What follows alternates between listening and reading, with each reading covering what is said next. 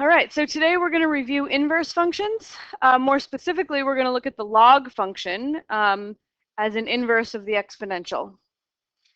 And this will help us discover derivative formulas for inverse functions, including the log function, next class.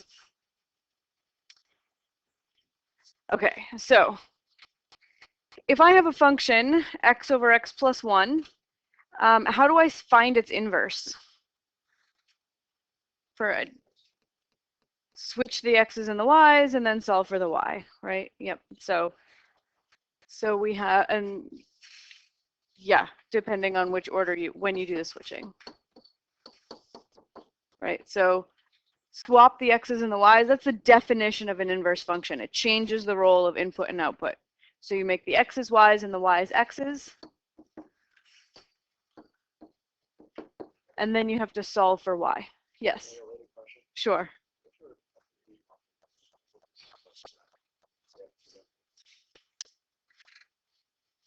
That is a fantastic question.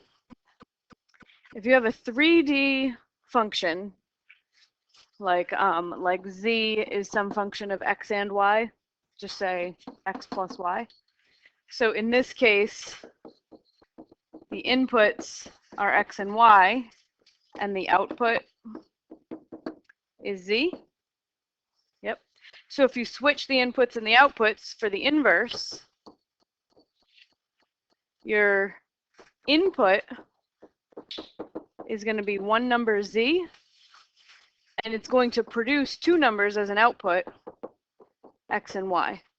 And we usually hold them in a vector. So this would have z as your input, goes into the function machine, right? And then out would come two numbers, x and y, held in a vector. So like with this guy, you put an x and a y into the machine, and out comes a z.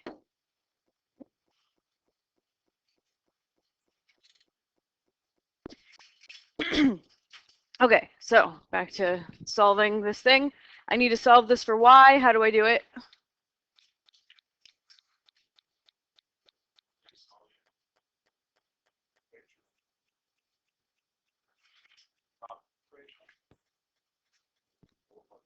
This equation. Yeah, I'm in the process of finding the inverse. Yeah. Multiply both sides by y plus 1. Yeah. So I'm going to have x times y plus 1 equals y. Distribute. xy plus x equals y. My goal here is to get y by itself, right? So I should probably have all the y's on one side of the equation. So I'll move that y over. So I'm going to have x equals y minus xy. Just subtracted xy from both sides. Then what? Factor, then divide. Yeah. So I'm going to have x equals factor out of y, so I have 1 minus x. Then divide both sides by the coefficient on the y, the 1 minus x. So I finally have y equals x over 1 minus x.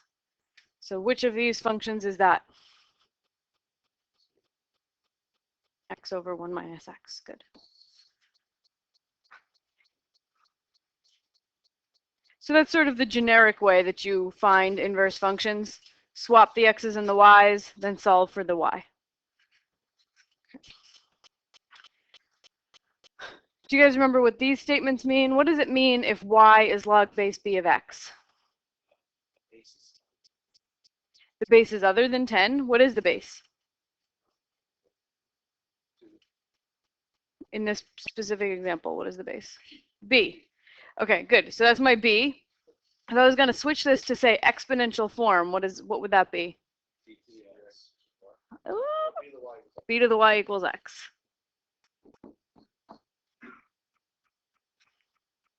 What about this one? Exponential form of y equals log of x. 10 to the y equals x. Yeah, if there's no base we're in, you assume base 10.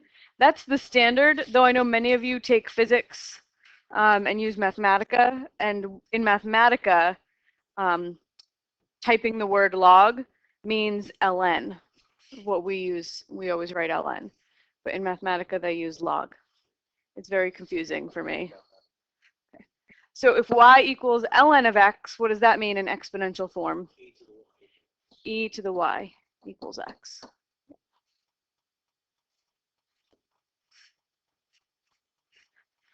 So if I wanted to find the log of 800, I mean, I could just type it into my calculator, but as a exercise for thinking about what log means, let's try to come up with a guess for what the log of 800 is. So log of 800, what's my base there? 10.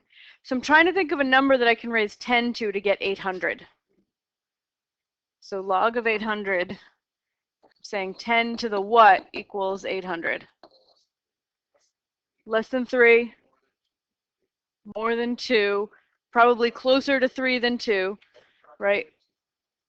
Because 10 squared is only 100, 10 cubed is 1,000, 800 is closer to 1,000 than it is to 100.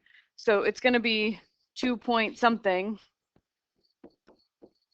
probably close to 3. And then we can actually get the number from the calculator. Okay. I'm going to do it just so that it's on the video. So log of 800, 2.903. And then we can check. That means that if you raise 10 to that number, 10 to that previous answer, you get 800. So it turns out 2.903.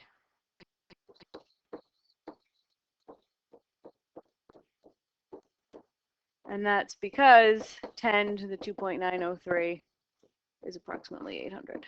I'm using approximately there because I rounded that number, 2.903. All right, so what's the relationship between e to the x and ln x? What do we call the relationship between those two functions? Inverses, yeah. They undo each other, exactly. What is the relationship between graphs of two functions that are inverses of each other? Symmetry. Close, close. Symmetry about the line y equals x. The slanting mirror.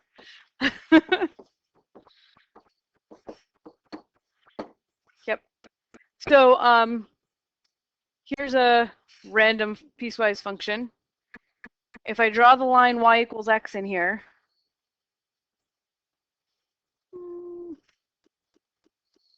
close enough. So now if I want to sketch the inverse, I just treat that line y equals x as a mirror, and I sketch the inverse by reflecting about this line. So that part looks kind of like, nope, kind of like that. And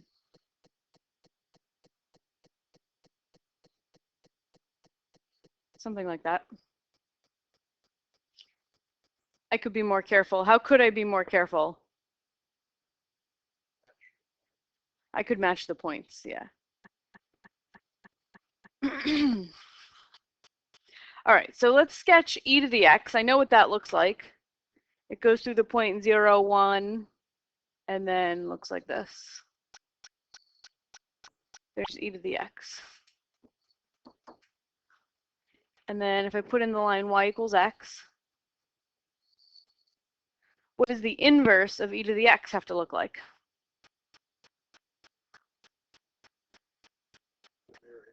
The mirror image, yeah. So if this guy goes through the point 0, 1, the inverse has to go through 1, 0. Swap the x and the y coordinates, right? Because that's what an inverse does. It changes the role of input and output. So 0, 1 becomes 1, 0. And then you sketch the mirror image of e to the x. So this part that's approaching 0 in e to the x, it's approaching the x-axis. Now this is going to approach the y-axis. And then this part's going to go like that. So it's a picture of the inverse of e to the x. It's a function because it passes the vertical line test, and we just name that function. We just give it the name natural log, or ln.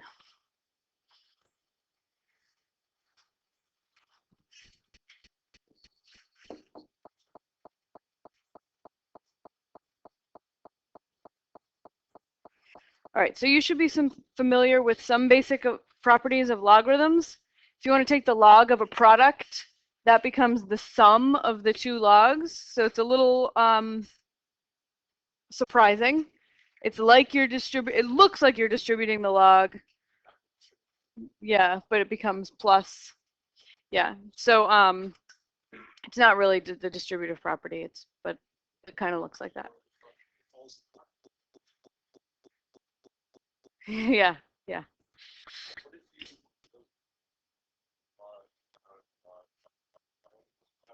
Log to the log? Like log A to the log B?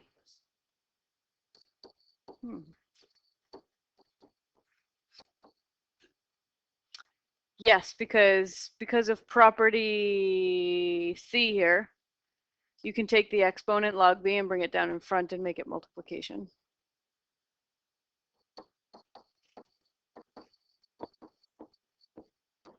This is exactly from property C, right? If you want to take the log of something to a power, you can take that power and bring it down in front of the log, and it becomes multiplication. If you want to take the log of a quotient, that becomes the difference of the two logs, log A minus log B. And there is no basic property for log of A plus B. There's no way to simplify that. This example is not A. It's not equal.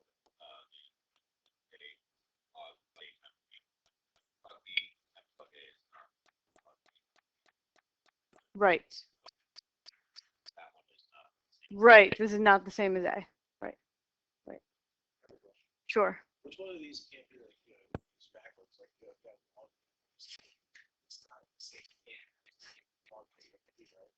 it is the same thing.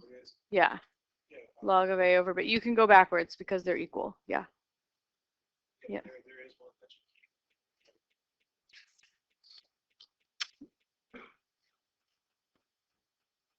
you can't go backwards. No, all of these can go backwards because equality signs are commutative. Yep. A equals B, then B equals A. Yep. So if this equals this, then you can simplify this to this, or you can go backwards. If you have this, it simplifies to this because they're equal. They're the same. You're probably thinking of like if you have log A minus log B, you got to be careful. That's the log of A over B, not log A over log B. Right. So you have to be careful to follow this exactly. Yeah. Okay. So we're now in a position to be able to solve equations that involve exponentials. Whenever the unknown is in the exponent, you solve it using a logarithm. We've probably actually done some of this already this semester, but now officially we can solve these kinds of problems.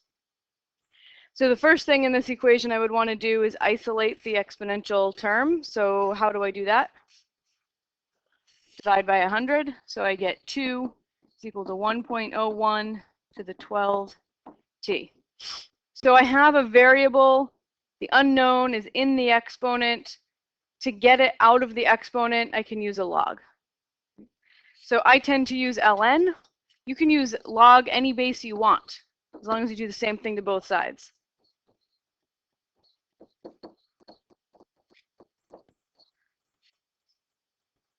I use ln because you only have to write 2 letters instead of 3. And there's an ln button on my calculator. So typically when you're using a log to solve an equation, you'd use ln or log base 10 because your calculator has those buttons. Use whichever one you want. Okay, so the whole purpose of doing this, of taking the log of both sides, is that it allows me to take exponents out of the exponent, right? It allows me to get the exponent down from where it is. Right? So I'm going to use property C here, and I have an exponent. I can bring it down in front of the log. So that means I'm going to have 12t times the ln of 1.01 is equal to the ln of 2. And the ln of 1.01 is just a number. So is the ln of 2. So this is now just a linear equation. Just solve for t by dividing by 12 ln 1.01.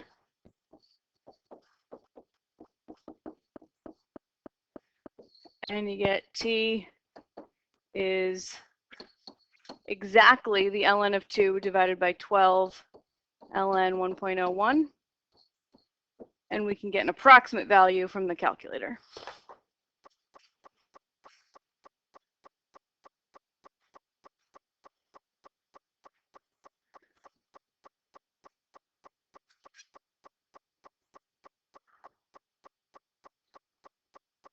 So about 5.8. So if you have several exponents, just like lined up, just keep doing the ln.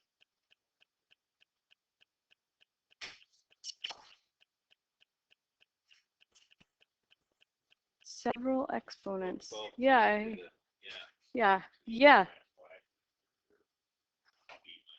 Yeah, so if I had like 12 to the x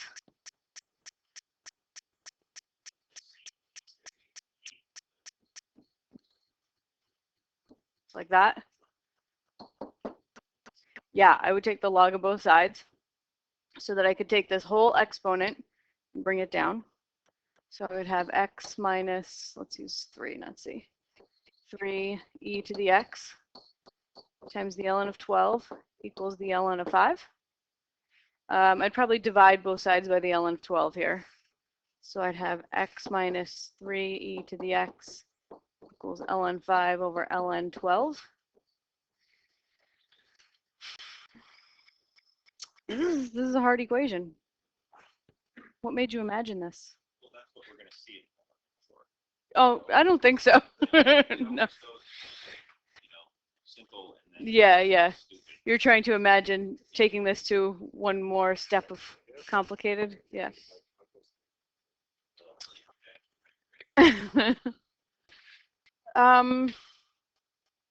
Yeah, this is a combination of linear and exponential. How would I solve that? It's not obvious.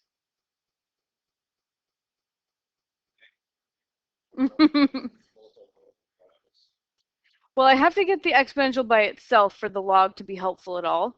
Because taking the log of both sides as it is, this is a difference, and the log of a difference has no way to simplify. There's nothing you can do to simplify log of a minus b.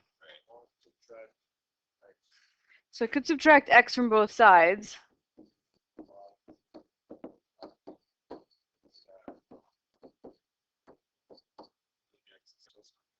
Yeah, and then I still have this, so that would bring this x down if I took the log of both sides now. But then now I have the log of a difference on the right side. Yeah, I'm not going to give you anything where you have an exponent to an exponent. Me too. I'll think about it. I don't want to make everybody think about it if you're not interested. But I'll think about it and I'll come up with something.